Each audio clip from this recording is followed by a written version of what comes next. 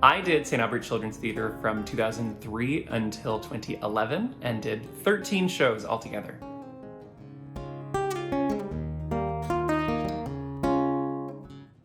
I currently make my living as a professional actor and theater educator here in Edmonton. So right after Children's Theatre, went into MacEwan's Theatre Arts program and have been working as a professional actor ever since, and also recently became the Director of Education and Outreach at the Citadel Theatre.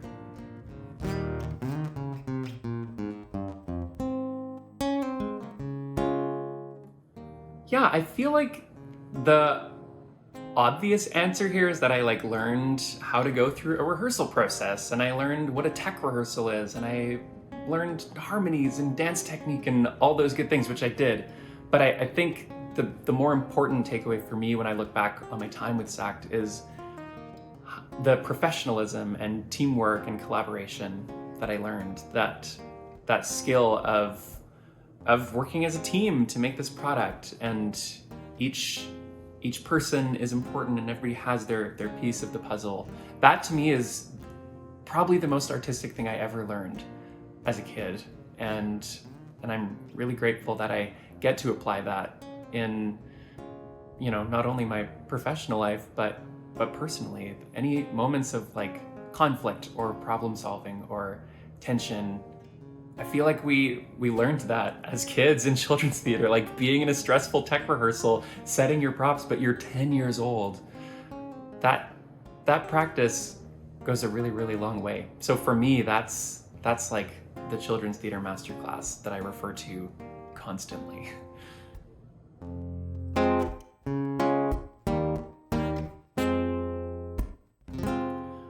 So many. I have so many friends from children's theater that I'm still in touch with, whether that's folks that I'm working with in the industry, both fellow cast members from children's theater or creative team members from children's theater that we're now colleagues, but also just really good pals of mine. I just emceed Sam and David's wedding this summer, and I lived with Cynthia for a little stint during the pandemic, and we made our children's theater alumni video. We're everywhere. They're everywhere. Once you're in forever.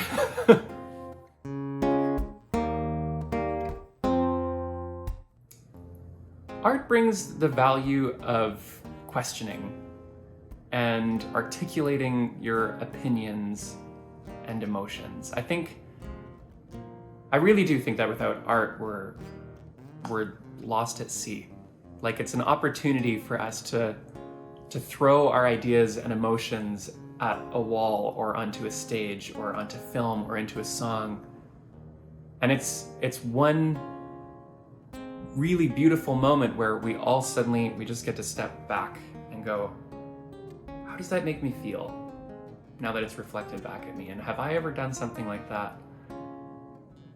We kind of get out of jail free when we see things in art that imitate life in ways that are exciting or discouraging. We just get to go, okay, wait, how does it make me feel in this medium? Therefore, how does it make me feel in real life, and how does it make others feel? And we get to take it apart. We get to take life apart and hopefully reassemble it in ways that push us forward as people.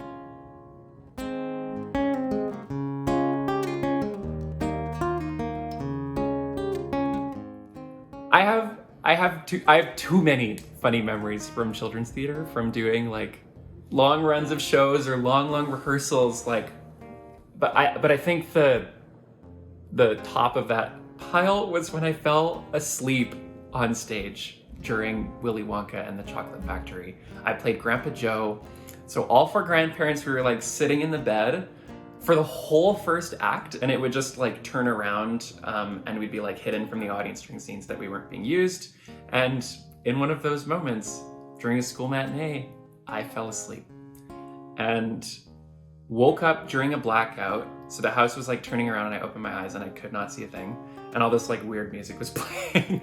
I had not a clue where I was. And then true actor's nightmare, lights were up, and I was I am in the play right now. Thankfully, it was not my line first, and I just got to like do some like really like true grounded, like confused grandpa acting, just being like,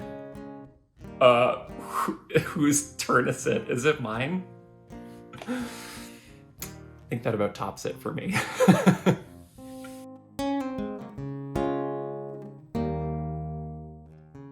Family. Family. Chosen family. Which is really quite big when you're a kid. Because you kind of, there's a really big chance that you'll only know your immediate circle, right? Like your immediate family or your school. And suddenly I had this whole other group of people that were with me through all of my formative years and beyond. It's family.